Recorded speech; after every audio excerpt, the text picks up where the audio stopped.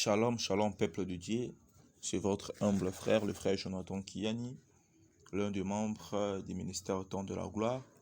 Laisse que le bon Dieu vous bénisse partout où vous serez retrouvés. Laisse que le bon Dieu vous accompagne et vous parle à travers cette vidéo.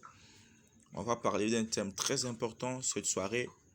Et puis c'est tout un enseignement que j'aimerais que vous puissiez bien comprendre. Alors je serai vraiment précis par rapport à tout ce que je vais dire pour que vous puissiez comprendre la pensée de Dieu sur votre vie afin que tout vous soit bien au nom de Jésus-Christ de Nazareth. Notre thème, c'est réveille-toi et prends une décision. Réveille-toi et prends une décision. Bien-aimé, on ne peut jamais parler du réveil si on ne parle pas du sommeil. On ne peut jamais toucher le réveil si on ne parle pas du réveil. Parce que le sommeil, naturellement, c'est un assoupissement naturel de tous les sens du corps. La vie, l'ouïe, l'odorat, le goût, le toucher. Et puis nous devons aussi comprendre que le sommeil, c'est un état de conscience. Mais un état de conscience qui est nécessaire à la vie. Parce qu'à ce temps-là, le corps va entrer à un repos qui est périodique. Et puis, les organes du corps vont se reposer pour permettre à l'homme de prendre encore les énergies vitaux pour lui aider quand il sera réveillé. Donc, quelqu'un qui dort normalement, quelqu'un qui prend vraiment son temps pour dormir, il va aussi être à bonne santé. Mais les gens qui ne dorment pas bien développent aussi certaines maladies. Donc réveille-toi et prends une décision. On s'adresse à une personne qui est en train de dormir. Mais si on parle d'un sommeil spirituel, si le sommeil naturel, le sommeil qui est normalement comme ça, que tout le monde peut dormir, c'est bon pour la santé, nous devons comprendre que le sommeil spirituel est mauvais et dangereux aussi pour notre vie spirituelle. Car c'est l'esprit qui commande le physique. Bien-aimé, vous devez savoir que le réveil, c'est tout simplement un passage du sommeil à l'état de réveil. Quelqu'un qui était dormi et on lui bouge, il se réveille, c'est ça qu'on appelle réveil. Toi, c'est juste un pronom personnel, ça montre la personne concernée. Quand ce thème te dit réveille-toi, prends une décision, c'est que tu dois comprendre que c'est Dieu qui te dit change ta position. Ne dors plus, réveille-toi, prends une décision qui est nécessaire pour toi, une décision qui est nécessaire pour ta famille, une décision qui est nécessaire pour tes enfants ainsi que pour ta vie. Car la décision, c'est une acte par laquelle on décide ou une action de décider. Par exemple, je me dis, je ne vais plus manger du riz. C'est moi qui décide de ne plus manger du riz. Donc, j'aurai l'obligation de se soumettre à ma décision pour ne pas manger du riz. Et quelqu'un qu'on peut lui dire à l'hôpital que non, ne mange pas certains aliments car ça va détruire ta santé. Malgré la préférence que la personne a pour cet aliment-là, mais il va se décider de ne plus prendre cet aliment pour ne plus nuire à sa santé lui-même. Bien aimé, on ne peut pas parler de réveil sans pourtant toucher le sommeil comme j'avais dit. Vous devez comprendre ceci. Il y a les conséquences physiques de l'excès de dormir. Il y a aussi des conséquences spirituelles de l'excès de dormir. Mais avant tout, j'aimerais qu'on lise la parole de Dieu. On va commencer par le livre de Matthieu, chapitre 13. Je vais lire versets 25 et 26e verset. Je lis au nom de Jésus-Christ de Nazareth. Mais pendant que les gens dormaient, son ennemi vint, s'aimant délivrer parmi le blé, et s'en alla. Lorsque l'herbe eut poussé et donné du fruit, livré parut aussi. Bien aimé, ici on voit quelqu'un qui avait sémé du blé. Et c'est juste un parabole que Jésus-Christ donnait à ses disciples pour la comparaison avec le royaume des cieux. Mais moi aujourd'hui, je voulais prendre ça dans un autre angle. Quelqu'un a sémé du blé, mais pendant la nuit, son ennemi vint. Et nous devons comprendre que chacun de nous a un ennemi sur cette terre.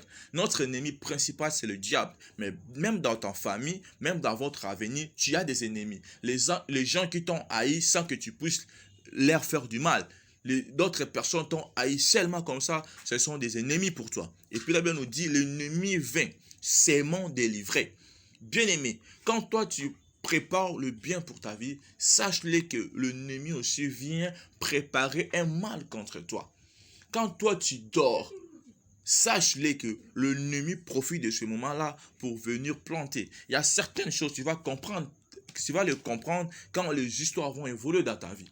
Tu vas penser à certaines choses, tu vas vivre certaines choses, parce que quand tu dormais, il y avait quelqu'un qui était venu s'aimer encore de livrer. On va encore lire la parole de Dieu dans le livre de Proverbes, chapitre 20, verset 13. La Bible nous dit ceci: n'aime pas le sommeil, de peur que tu ne deviennes pauvre. Ouvre les yeux, tu seras rassasieux de pain. Ici, la Bible nous interdit d'aimer le sommeil, de peur que nous deviendrons pauvres.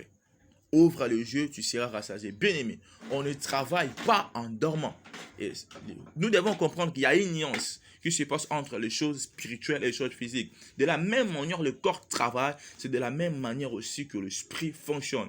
La différence est que l'esprit a une grande vitesse de sommeil, tandis que le physique a une vitesse réduite de sommeil. Donc, c'est ça qui fait que le sommeil spirituel soit plus dangereux que le sommeil physique. Si l'excès du sommeil physique t'amène à l'obésité, t'amène aux fatigues, t'amène aux faiblesses, t'amène aux maladies, sache-le que l'excès du sommeil spirituel peut t'amener à la pauvreté, peut t'amener à la sécheresse, peut t'amener à la mort. On va lire la parole de Dieu dans le livre de Juges, chapitre 20, verset 4 jusqu'à 5e verset. Juges chapitre 20, verset 4 jusqu'à 5e verset. Je lis au nom de Jésus. Alors le Lévite, le mari de la femme qui avait tué, prit la parole et dit: j'étais arrivé avec ma concubine à Gibéa de Benjamin pour y passer la nuit. Les habitants de Gibéa se sont soulevés contre moi et ont entouré pendant la nuit la maison où j'étais. Ils avaient l'intention de me tuer et ils ont fait violence à ma concubine et elle est morte. Nous voyons que les gens ont besoin de faire du mal à quelqu'un, mais ils sont venus seulement la nuit, sachant que la nuit la personne serait dormie. On va lire le dernier verset dans le livre de 1 Roi, chapitre 3. Je vais commencer par les versets 16 jusqu'à 21e verset. La Bible nous dit ceci: alors 2 femmes prostituées vinrent chez le roi et se présentèrent devant lui. L'une des femmes dit: pardon, mon seigneur, moi et cette femme, nous demeurions dans la même maison et je suis accouché près d'elle dans la maison.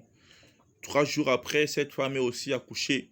Nous habitons ensemble, aucun étranger n'était avec nous dans la maison. Il n'y avait que nous deux. Le fils de cette femme est mort pendant la nuit parce qu'elle s'était couchée sur lui. Elle se levait au milieu de la nuit. Elle a pris mon fils à mes côtés tandis que ta servante dormait. Et elle l'a couché dans son sein. Et son fils qui est mort, elle l'a couché dans mon sein. Le matin, je me suis levé pour allaiter mon fils et voici, il était mort. Je l'ai regardé attentivement le matin et voici, ce n'était pas mon fils que j'avais affronté. Bien-aimé, dans ce passage, j'ai beaucoup de choses qui m'ont vraiment aidé. Le sommeil est très important pour la vie, comme j'avais dit. Un homme normal, minimum, il doit dormir 8 heures du temps et au maximum, il doit dormir 10 heures du temps. Mais le sommeil spirituel est très dangereux et c'est ça qui nous intéresse le plus, car ça peut t'amener dans des désastres. Quand votre corps dort, vous devez savoir que votre esprit ne dort pas, car l'esprit continue à travailler, l'esprit continue à fonctionner. C'est pour cela même quand tu dors, tu vois de rêves, tu vois de songes, car ton esprit est toujours en mouvement. Bien-aimé, tu ne dois pas ignorer ces choses, parce qu'on ne travaille pas en dormant. On ne combat pas l'ennemi en dormant. On peut voler ta bénédiction facilement et on peut s'aimer de mauvaises choses dans votre vie. Quand tu aimes le sommeil en l'excès, on peut profiter en cet temps pour qu'on puisse s'aimer de mauvaises choses dans la vie. Le sommeil spirituel est très dangereux et tu dois te réveiller pour prendre une décision. La personne qui dort ne fait jamais de choix. Alors, tu dois faire un choix sur ta vie. Le choix que je te demande de faire, c'est de prendre la décision et de décider pour ta vie. Et si tu restes seulement dans le sommeil, sache-le qu'on va continuer de planter de mauvaises choses dans votre vie. On va continuer de placer de mauvaises choses dans votre famille. On va continuer de changer votre bénédiction. Bien-aimé, les choses qui vont t'aider de comprendre que tu es dormi spirituellement, ce sont des choses qui sont aussi spirituelles. Quand tu n'as plus de courage de lire la parole de Dieu. Et pourtant, la Bible nous dit dans Josué chapitre 1, verset 8, que ce livre de la loi ne s'éloigne point de ta bouche. Médite-le jour et nuit. La Bible nous conseille toujours de lire la parole de Dieu. La Bible nous conseille toujours d'être éveillé. C'est pour ça que je suis venu avec ce terme. Réveille-toi et prends une décision. Et quand tu vois quelqu'un a des difficultés pour gêner, comprenez directement qu'il y a le sommeil spirituel dans cette personne. Quand tu vois que la vie de prière d'une personne devient très faible, tu dois directement comprendre que cette personne a un problème de sommeil spirituel.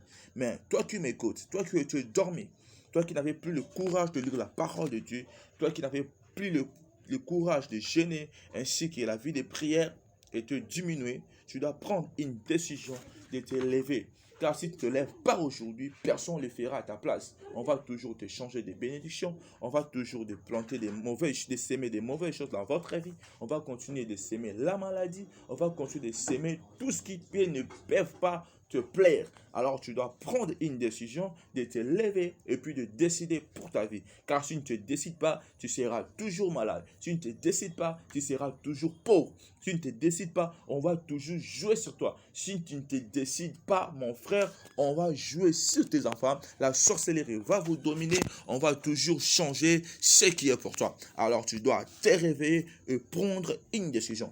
C'était ça l'enseignement de cette soirée.